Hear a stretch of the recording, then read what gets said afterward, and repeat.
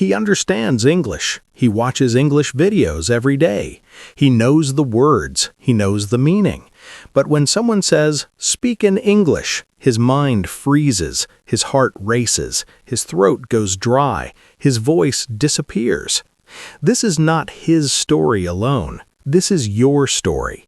And today, this story may change the way you learn English forever. Rahim was not a bad student. He was the kind of student teachers liked, attentive, curious, always with a notebook open.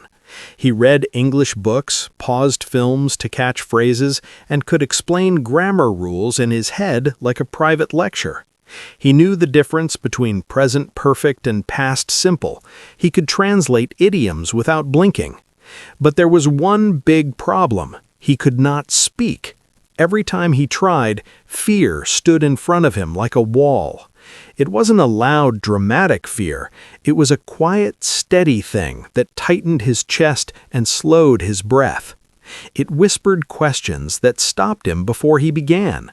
What if you make mistakes? What if people laugh? What if your pronunciation is wrong?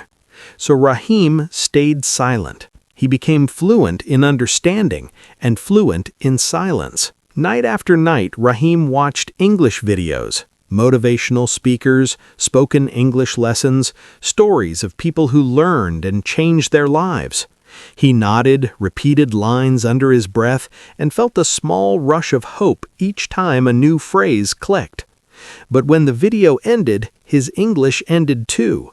The words lived in his head like birds in a cage, bright, active, but never free. He could translate a sentence in a second, but when it came to saying it aloud, the cage door stayed shut. This is a subtle trap many learners fall into. Understanding is not the same as speaking. You can collect vocabulary like coins, but if you never spend them, they gather dust. One afternoon, Rahim went to a small community event. People from different places had gathered, a mix of accents, smiles, and nervous hands. A foreign guest stood at the front and asked, "Can anyone help me?" Rahim knew the answer. The sentence formed perfectly in his mind. He could see the words, feel their rhythm, but his mouth did not move. His palms went cold. His heart pounded like a drum. Then someone else spoke. Their English was broken, grammar wrong, pronunciation rough, but they spoke. People listened. They smiled. They thanked the speaker. The room moved on. That moment hurt Rahim more than any test failure. He realized a painful truth. I know more English than him, but he is braver than me. That night Rahim could not sleep. He replayed the scene again and again, like a film stuck on the same frame. He asked himself the questions he had avoided for months. Why am I scared? Why do I wait for perfect English? Why do I learn every day but never speak? Slowly, a new understanding came. Fear was not about grammar or vocabulary. Fear was about judgment. He was not afraid of English. He was afraid of people, of being judged, of being laughed at, of being seen as imperfect. This is where the real work begins, not with more lessons, but with a change in how you think about mistakes. A few days later, Rahim found himself in a small tea shop. Steam rose from cups. The shop smelled of cardamom and old wood. An old man sat alone, stirring his tea and speaking softly to himself in English. Not perfect English, not textbook English, but confident English. Curiosity pulled Rahim closer. He asked, "Aren't you afraid of making mistakes?" The man smiled, eyes warm and steady. He said simply, "If I wait for perfect English, I will die silent." Those words landed like a stone in Rahim's chest. They were blunt and true.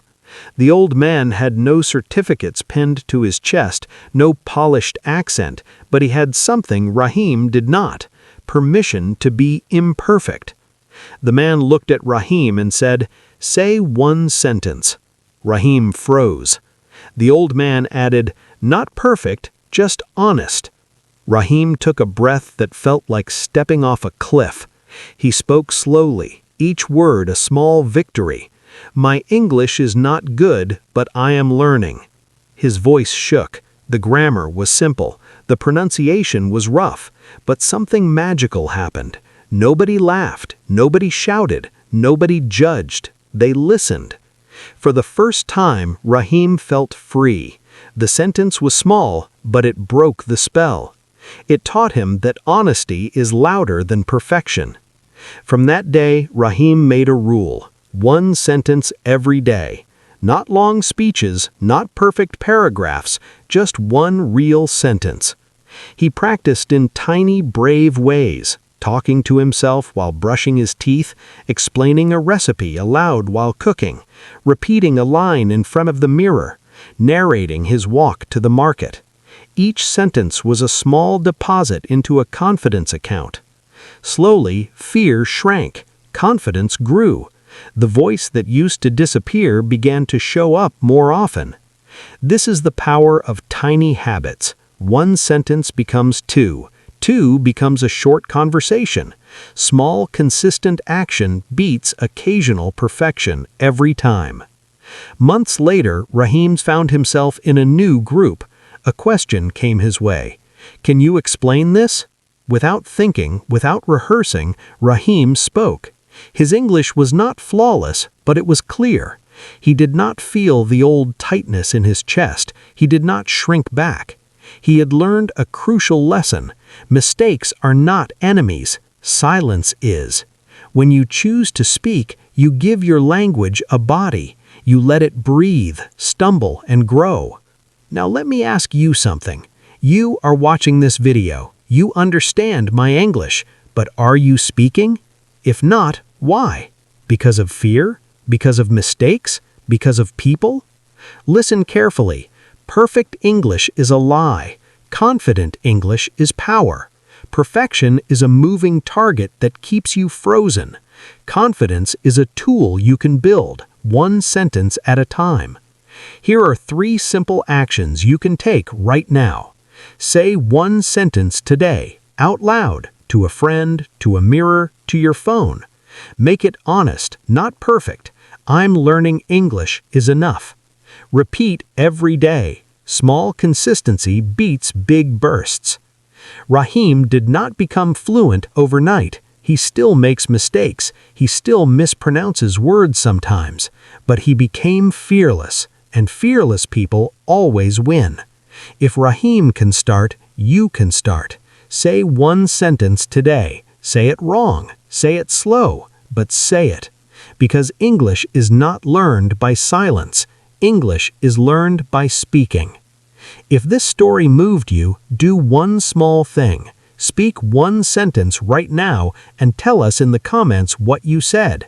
If you want more short, practical steps to build confidence, hit subscribe and I'll share the exact daily routine Rahim used to go from silence to speaking.